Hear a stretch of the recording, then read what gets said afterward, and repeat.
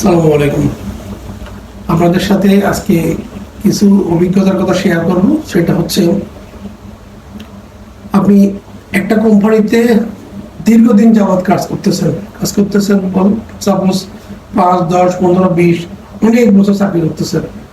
যে কোম্পানিতে চাকরি করতে করতে করতে মনে করতেছেন যে কোম্পানিটা আপনার অনেক ফেমিলিয়ার এবং অনেক কাছের, সবাই আপনার সাথে সবার সাথে আপনার পরিচয় আছে, সবার সাথে ভালোবাসা আছে, একটা সম্পর্ক আছে। সেই সম্পর্কের সাথে জড়িত হয়ে আমরা দীর্ঘদিন যাবৎ সেই কাজ করতেছি। আসলে সম্পর্কটা তো বড় কথা নয়, বড় কথা হচ্ছে যে আপনি এই কোম্পানিতে দীর্ঘদিন যাবৎ কাজ করতেছেন। দেখেন, বর্তমান গ্লোবালাইজেশনের পৃথিবীতে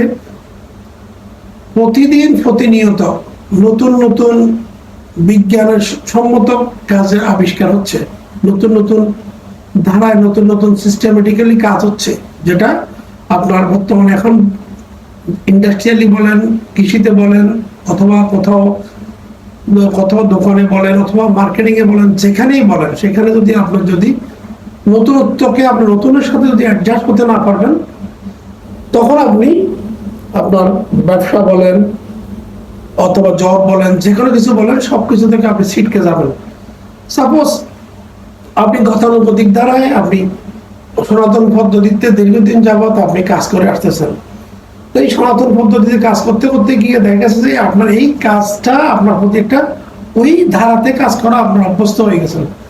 এখন না, আপনাকে চিন্তা করতে হবে যে আমি এতদিন পর্যন্ত এইভাবে কাজ করে আসছি, এখন যদি ওখানে নতুন কোনো টেকনোলজি, নতুন কোনো ফর্মুলা, নতুন কোনো ইন্ডাস্ট্রিয়াল ইঞ্জিনিয়ারিং যদি অ্যাপ্লাই হয়, সেটার সাথে যদি আপনি অ্যাডজাস্ট হতে না পারেন, তাহলে আপনাকে এই কাজের জন্য আপনি অ্যাপ্রোপ্রিয়েট হবেন না। প্রত্যেকটা দিন, প্রতি মুহূর্তে, প্রত্যেকটা সময় আপনাকে দেখেন, পৃথিবী চেঞ্জ হচ্ছে, ডিজাইন চেঞ্জ হচ্ছে, মডার্ন চেঞ্জ হচ্ছে, এক একটা ভার্সন চেঞ্জ হচ্ছে। প্রত্যেকটা ভার্সনের সাথে আপনাকে অ্যাডজাস্ট হতে হবে। আর যদি আপনি ভার্সনের সাথে অ্যাডজাস্ট হতে না পারেন, তাহলে একটা সময় আপনি ওই কাজের থেকে আপনি আনফিট হয়ে যাবেন। আনফিট হওয়ার, চাকরি চলে যাওয়ার দুটো কারণ। একটা কারণ হচ্ছে যে, প্রথমত মনে করেন একটা কোম্পানিতে 100 জন কর্মচারী আছেন, আপনার ওখানকার দাঁড়ানোর ক্ষমতা হচ্ছে যে 80 জন, 20 জন কর্মচারী ওখানে বেশি আছেন। তাহলে কোম্পানি চিন্তা করবে, এই আমি 20 জন ভর্তি লোক কেন আমি চালাবো? এই 20 জন ভর্তি লোক যদি আমি চালাইতে হয়, তাদের থেকে আমার মোর ইফিসিয়েন্স না আসলে, মোর প্রোডাক্টিভিটি না আসলে, মোর তার বেনিফিট না হলে, কোম্পানি কখনো আপনাকে ওই কোম্পানিতে বছরকে বছর রাখবে না। হয়তো আপনি বলতে পারেন আপনি দীর্ঘদিন যাবৎ এই কোম্পানিতে কাজ করতেছেন, এই কোম্পানির প্রতি আপনার একটা আন্তরিকতা, ভালোবাসা আছে, ভালোবাসা থাকবে ভাই। আপনাকে তো আপনার মতো এরকম 20 জনকে যারা আনফিট, যারা কাজে এখন 10 বছর আগে আপনি যে এফিসিয়েন্সি কাজ করতে পারতেছেন, এখন সে আপনি নতুনত্বর সাথে আপনি অ্যাডজাস্ট হতে পারতেছেন না, তাহলে আপনাকে মালিক অবশ্যই বিভিন্ন চিন্তা করবে। হয়তো দেখা গেছে যে আপনি চাকরি চলে যাওয়ার বেসিক অনেকগুলো কারণ আছে। কারণ হচ্ছে যে আপনি হয়তো একটা সময় আপনার ইফিসিয়েন্স ছিল, আপনি ইফিসিয়েন্স এখন আপনার আস্তে আস্তে ডে বাই ডে ডাউন হচ্ছে, আপনি ফিজিক্যালি আপনি আনফিট হচ্ছেন, আপনি বিভিন্ন রকমের কারণে চাকরি যেতে পারে। যেমন চাকরি যাওয়ার কতগুলো কারণ আছে। হয়তো আপনার কথাবার্তার মাধ্যমে আপনি মিথ্যা বলতেছেন, আপনি লায়ার হচ্ছেন, মানে লায়ার, আপনি যে মিথ্যা বলতেছেন তাকে প্রকাশ পাচ্ছে। আপনি আপনার যে কোম্পানির রোল সিস্টেম, যে ছুটি ছাটা লিভিং যেটা পাবেন, সেই লিভিং এর মধ্যে আপনি কষ্ট দেখিয়ে শুধু আপনি লিভ কাটাচ্ছেন, ছুটি কাটাচ্ছেন। আপনার কাজের প্রতি রেসপন্সিবিলিটি নাই, কাজের প্রতি শ্রদ্ধা নাই। আপনি আপনার অন নিজের ফ্যাসিলিটিটার দিকে আপনি বেশি দেখতেছেন, কোম্পানি ফ্যাসিলিটির দিকে বেশি দেখতেছেন না। তাহলে কি আপনি আপনার প্রতিষ্ঠানটাকে ঠকাচ্ছেন না, আপনি নিজে ঠকতেছেন না, আপনি এন্টার এই কোম্পানিতে যতগুলো এমপ্লয়ি আছে সবাইকে, অন্যদেরকে আপনি ঠকাচ্ছেন। আপনার দেখায় অন্যজন আপনাকে ফলো করবে যে ও তো ছুটি কাটাচ্ছে, ও তো খাচ্ছে, আমি কেন পারবো না, আমি কেন কাটতে পারবো না। দেখা গেছে যে আপনি ফিজিক্যালি আপনি একটা এখন অসুস্থ হয়ে গেছেন, আপনার বিভিন্ন ধরনের রোগ শোকে আপনাকে গ্রাস করে রাখছে, তখন কি করবে মালিক? সে জায়গায় মালিক যদি আপনি হতেন, আপনিও চিন্তা করতেন, অথবা আমি হতাম, আমিও চিন্তা করতাম।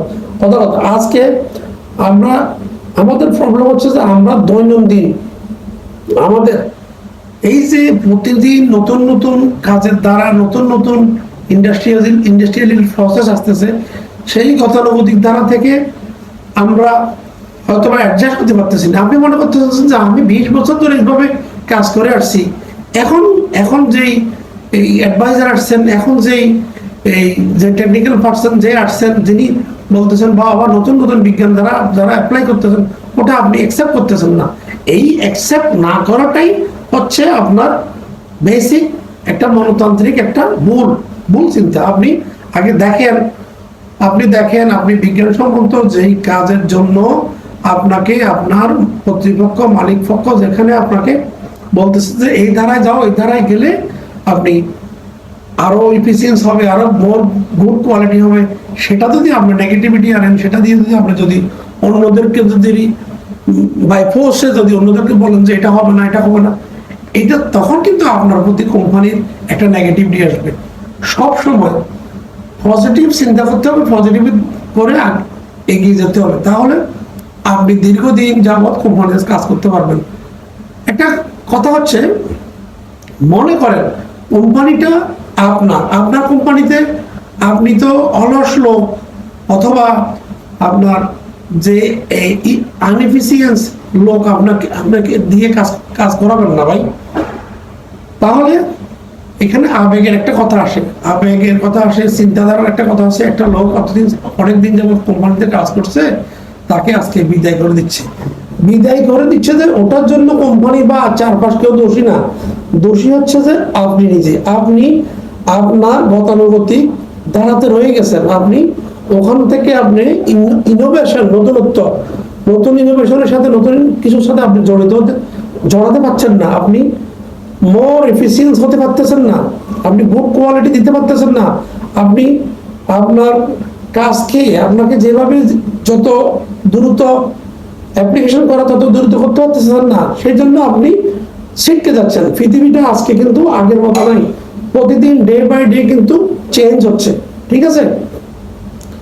আজকের কথাগুলো বলার উদ্দেশ্য হচ্ছে যে এন্টার বাংলাদেশে